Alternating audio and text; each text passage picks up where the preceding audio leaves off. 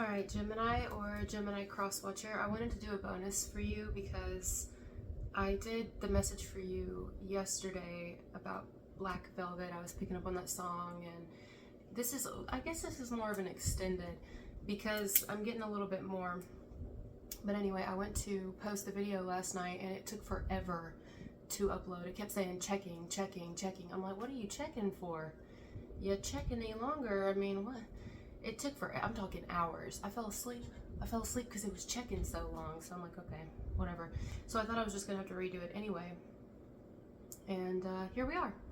So I feel like maybe we need to do an extended. This will be like an extended to that one. Basically, someone wants in there meaning in your life, back in there, or they want to remain in there. They want to like fight for this or something. But I don't really know. They see something with you worth it, more than worth it. No matter if it's healthy or not, someone sees it as having you in my life would be everything that I want. You know, I know we've been through a lot, or I know you've been through a lot if it's new, or I know we had a lot in the past, but right now we can move forward or something like that. I just don't know. I don't know.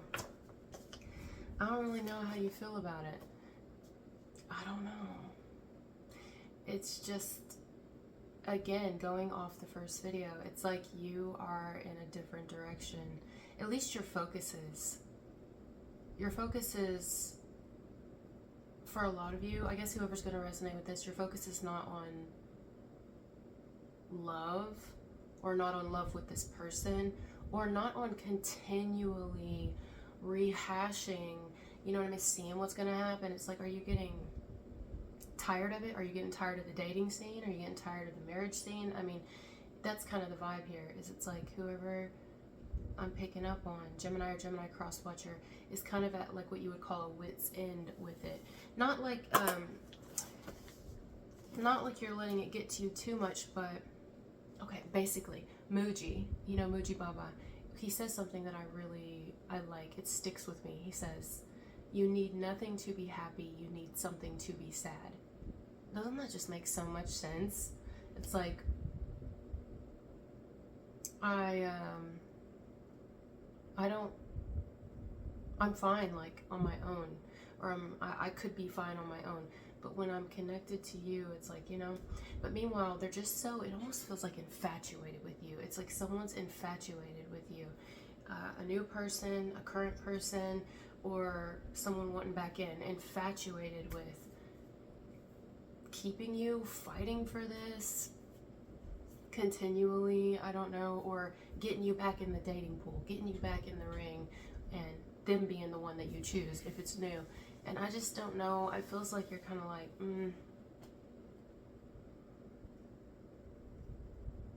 you don't seem as enthusiastic about it. Like, you're kind of focused elsewhere. I'll tell you one thing. You definitely seem like you kind of have zero tolerance. You have zero tolerance for the arguing, zero tolerance for the just, you know, it's either compatible or it's not, or it's either for you or it's not. I mean, a lot of you right now, you may not even give a shit about dating or interested in any of that seriousness. You may just kind of want to be more lighthearted and things like that. But I just feel like someone's infatuated with you. Going off the first one, like Black Velvet, and how the song was written for Elvis, although it is catchy and it is someone who's like completely doting on another and everything about them, doesn't it seem, at least in this message and the other one, like someone's more infatuated with you, or the idea of you? Is this someone who's really in love with you? Because I don't really feel a lot of love. I didn't really in the first one. It feels more like I am infatuated. You are sexy, you're mysterious, you have this darkness about you and this strength about you, and power, alluring, sultry, masculine, but also feminine. And it's like, well, yeah, because you're Gemini, you know, you don't have to be a Gemini watching this, but duality, and just like a little bit of the best of all worlds. And it's like when you get a tray this is an awful way to describe this, but when you get a veggie tray and it's got like your carrots and your, well, if you like veggies, because otherwise, but broccoli, maybe cauliflower, what else do they put on those things? Cherry tomatoes, either way. Let's say you love all those things, but you don't just want one. So you get a veggie tray and you can have it all. You know, you're like a veggie tray or something like that, you know, or like a buffet. This is almost how it feels like someone feels about you, like you do, like let's say you're in a relationship currently. This is just an example. Maybe you've been in one a long time, or you're fairly new in it, I don't know. But this person knows all the things that you can do. Like maybe you're great at cooking, and then you love cleaning, and then you like to run the errands, and you can fix things, and you're talented, and whatever, the whole 9 yards, and a great parent, and you know, and people love you, and you see what I'm saying? It's like, it's just giving, I definitely know your value, whether you're a man or woman. And I know everyone else knows your value too. I know anyone would be crazy not to want to scoop you up, and I know people want to. And so if I leave this relationship with you, I know that you'll never come back to me, or I know that you'll fall in love with someone else. Or if I never get you, I know someone else is going to get you if it's new. Or if I don't get you back, eventually you're going to get back out there dating again, and someone's going to swoop you up, so I want to try again. You see? So past, present, future, I can sense it all here, but it doesn't feel like someone genuinely, I don't know. And see, that doesn't mean someone doesn't love you. I just don't feel it. Like if anyone's in a relationship here and it's been kind of like, oh God, on and off, rough sometimes, just, oh God. The dryer's going off. No, that's the washing machine. I don't want to say that they don't love you, you know, but something needs to kind of, the cycle, sorry.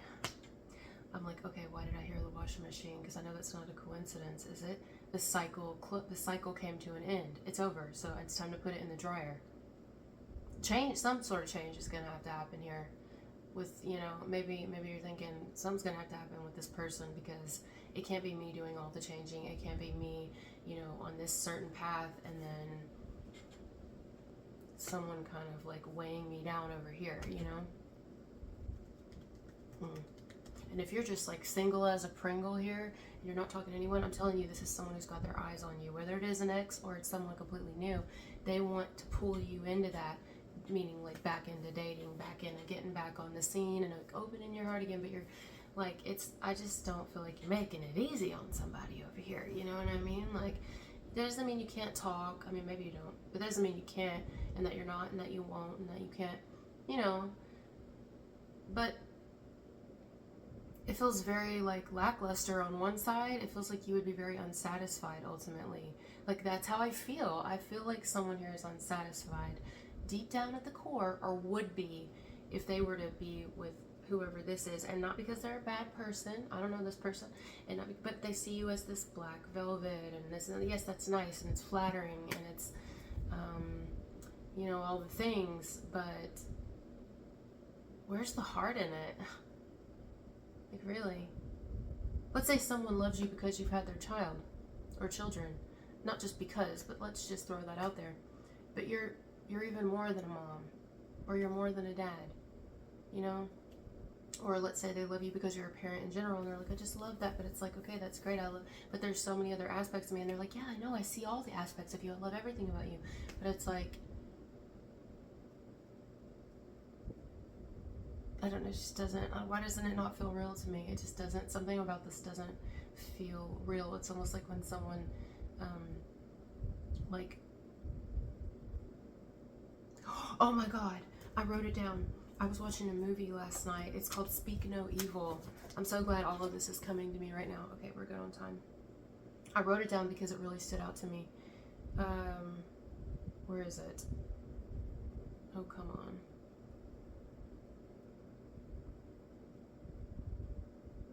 Oh no.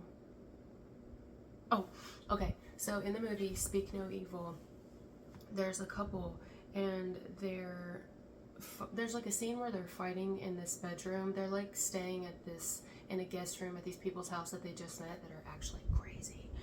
eventually we come to find out. And some of y'all may even have, like, I don't know if this person keeps not great friends, or, you know, I don't know. Some of y'all may not like the friends or something, or the other couples y'all are around, something about another couple that y'all are around or would be subject to if you were around this person. Could be this person's parents. Anyways, so this couple was like kind of arguing in the bedroom, this guest room, and it alluded to the fact that the wife had had kind of an affair on her husband, but not kind of, like, well, he called it kind of because she didn't all outright do anything. It was like texting each other. He found like a penis picture on her phone. I said penis picture. Who says that? I can tell you. Well, that shows you I've been single for a while. It's called a dick pic. I can't even speak it. Yeah, so that like put a strain on their marriage, and like he was very rough around the edges. They were having crazy marital issues, clearly. And anyway, he brought it up in the bedroom, and she brought it up. They were arguing, and she said this: "I don't know if you're with me because you love me or because you just can't stand to fail." Boom! I was like, motherfucker. I mean, I was half asleep, honey, and I had to literally write it down. I was like, oh, damn. So a lot of you, this could be someone who's been in a relationship, whether you, if this doesn't resonate at all, it could be someone on the outside of you who's been in a relationship, and this is kind of what they're going through. But either way, it's along the idea and the lines of like, are we just staying together, or still fucking with each other, still on again, off again, still whatever, because we really love each other, or is it because we don't want anyone to like joke on us for getting a divorce, or joke on us for how many people and how many breakups we've had, and oh, there goes another one bites the dust, you know, there's so-and-so over there having a breakup again, looks like typical. You know, are you with me because you don't want to be the one in your family who gets divorced, or because you don't want to be frowned upon by the church, or whatever the actual scenario is? Because you don't want your family to say, I told you so, I told you they were no good for you. I mean, why are we really together? Because I don't think it's love. Now, in the end, they ended up staying together, but it was almost like trauma that kept them together. Trauma bond, you know? So yeah, I don't know. Some of you may want to watch the movie Speak No Evil. That stands out to me here. So yeah, I'm gonna leave it there. That's what I've got for this video. It's basically, is it infatuation? Is this love that I'm feeling? I don't know the song, but I'm hearing something about, is this love that I'm feeling? Well, I don't know. Is it? Because I can't tell if somebody really loves you, new, past, old, whatever, or if they ever even did, or honestly, I can't tell. It doesn't mean that because I can't tell they don't, or because I can't feel it that they never felt it, or, you know, I just really don't feel it. I'm sure at one point in time there was some type of love, because what would have, I mean, unless it was just attraction or sex, or, you know, we thought it was love, but we were young. We were so young, our frontal cortex wasn't even completely developed yet. That develops when we're 25. A lot of us have already had our first or second child by then. So it's like we're still kind of growing. And yeah, so maybe this is where it ends, you know. And if you're already single, I guess someone just probably doesn't understand why, or I don't know, maybe they wouldn't if you don't want to open your heart to them, or heart to love, period. But this is why. Because maybe it's for your own child, or for your own children, if you have any, you know. I want to show them, it is for me to show them like stability and stuff, and until I know, and I'm kind of like certain, and my soul knows, and my heart knows. And this might even be some like the ideal time for some of my singles out there to be with someone, because it's like, well, I'm in my prime, I'm still like at that age where, you know, I can go enjoy things and have fun, but I'm getting older, and it's like, because a lot of times when we get older we don't want to date, you know. Not always, but sometimes it's just like, well, whatever. Imagine when we're in our 60s, 70s, 80s, like most people, if we're single by then, it's like, whatever. So some of y'all could be at that age if you're single, where it's like, this would be the optimum time for me to, you know, date while I'm still kind of somewhat flexible and, you know, able to wiggle around or whatever. You never know when I'm going to need that. But like later on, I'm going to have fucking arthritis and all this shit. So I already got the starts of it here. So, but I don't want to, yeah, I don't know. Someone else may not understand that because they see you as like a catch or something. Again, like black velvet. I hate to repeat myself, but this is more of an extended to the first. So, all right, now we're gonna go. Thank you for being here with me, and I'll talk to you later. Bye.